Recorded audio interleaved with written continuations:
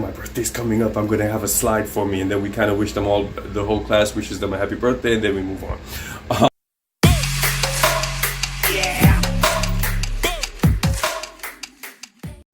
Welcome back to The Angry Teacher. This is Richard Williams, The Angry Teacher, and today we're going to learn how to integrate our students' lives into our classroom.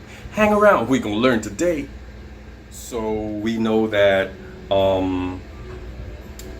when kids feel that they're a part of the environment, they feel a lot more connected. And so that's what we're trying to bring into the classroom environment. We're trying to make them enjoy your class so that when they leave, they want to come back, either out of the building or for the next period. There's this longing to be in your class. For whatever reason, hopefully, they feel that warmth and that love in that space, so they'll want to come back to it. So with that said, I've got about 4 tips that can kind of start developing that feel in your students for your space, for your classroom. But it's always going to be driven by you and your personality, okay? So keep that in the back of your head while you listen to my tips, and we'll have a conversation down in the comments down below if you feel up to it. All right, let's get into it. Number 1. Now, a lot of younger teachers do this, a lot of the newer teachers in the building do this, and I think it's a shtick or a gimmick, but well, to get them in is one thing, and if it helps them focus, I guess, but play some music. Play some of their music sometimes, but not necessarily, the one with the curse words, obviously, the ones that disrespect women, whatever type of music they listen to, not too loud and abrasive, but play something that will keep the space kind of mellow, if you will. Because if they're too turned up, they're not going to get any work done. I play a variety of music, and even at some point, the kids, they might be against it, if you will. But for the most part, they work it out and they kind of get into it a little bit later. But, play some music to kind of make that space a little bit more welcoming than in this quiet, lack of presence. There's some rooms that you go into and the kids are working, or they're just sitting there and the teacher's droning on, or the teacher has stopped droning on, and it's just really weird. There's this weird feeling in that class. So I guess it might work for some kids, but for the most part, you have something playing in the background. So that might be something to get into. Now, some people play the radio, some people play a Christian station. I agree with playing completely religious stuff all the time. You're not reaching some of your kids. You're not, it sounds like you're proselytizing. Even if it's just for you, break up the variety sometimes. Classical, instrumental jazz, a little bit of like light rock. Something that they can hear that there is just some mulling going on in the class, okay? It's a nice feeling, all right? So I think I've done enough with the music. You get the point. Music in the classroom, right? All right, so number 2. This is one cool thing that trips them out. I pay attention to them, and I put their names in on assignments or exams, because I'm able to make my own, thankfully. So I create my own exams, and their names would be in the examples. Their names would be as part of the stories that I do for their questions, and it trips them out. They pay attention to that section, at least that one question, they'll pay attention to. But do some stuff like that, like bring up stories in the classroom while you're teaching. Oh, by the way, Johnny, how was that soccer game? Or Patricia, remember when you said that your dog escaped and you guys had to go hunt for him? This is an example just like that. Bring up their lives into the classroom so they know that you've been paying attention to their lives in the classroom, right?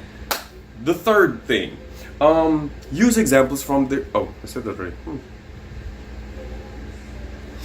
By all means, don't forget to like, comment, subscribe, and ring the notification bell for the next Angry Teacher video, which will be off the huzzy. Do we still say that? Oh, whatever. Off the chain. It'll be dope, man. So those are numbers 2 and 3. Use their names in your conversations. Bring up their names on their exams, on their assignments, on the PowerPoints. Kind of put shout outs to them. I have a slide, and one of my coworkers, Shout out to you, Miss Hunt. I think it was Miss Hunt who did it. She was a chemistry teacher in our building, and she would have like a whole celebration area for their birthdays, and I started putting it on my birthday slides, and they got into it. They loved seeing their names come up on the slide, that, oh yeah, my birthday's coming up, I'm gonna have a slide for me, and then we kind of wish them all, the whole class wishes them a happy birthday, and then we move on.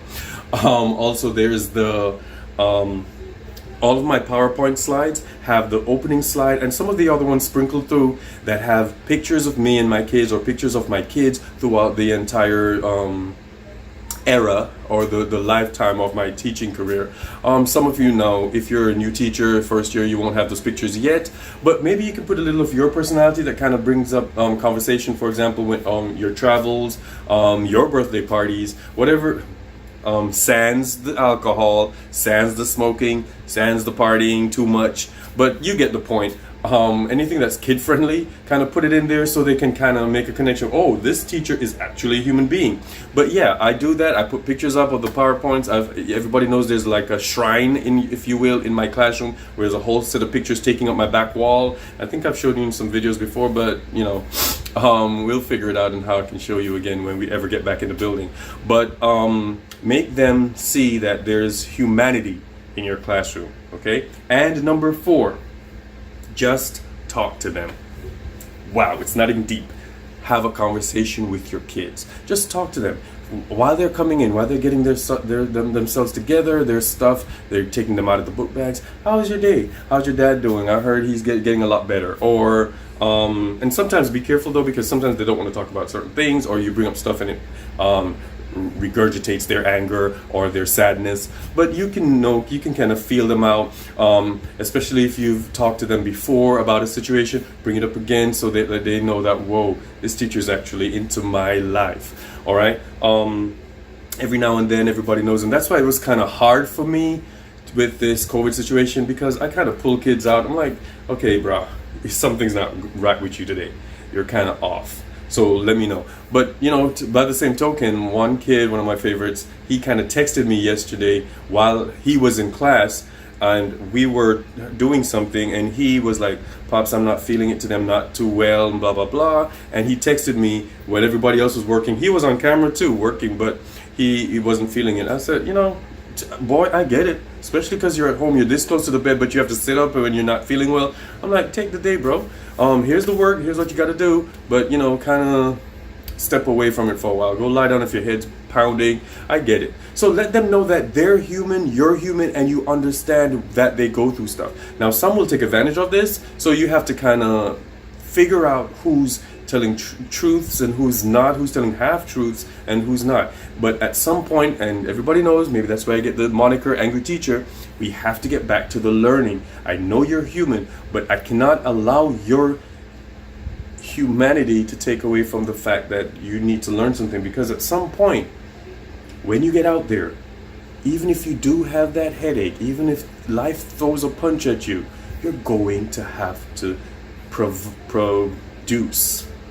All right, so be that teacher that they know that they can go to. You integrate their lives into the classroom, and they feel that this is my home away from home. I'm telling you guys, it works, because I am one of the few teachers who has a whole lot of kids come back to visit, because they felt that classroom, 3061, 3062, when I was at the other school, room 2012, why do I remember this? Anyway, were places where this is where we belong. This is where we were recognized. All right? The Teacher's Lounge is up next. And you know I got some dope kids, man.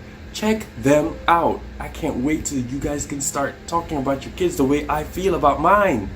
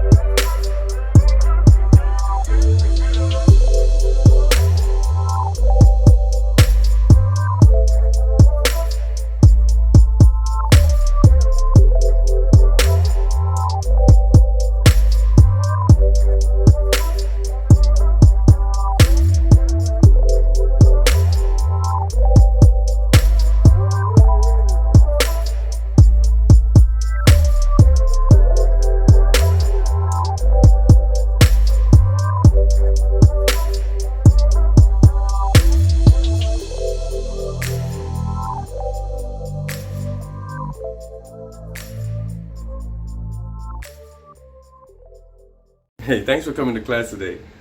I want you to go out there and be great. Hey, let's just go out there and teach.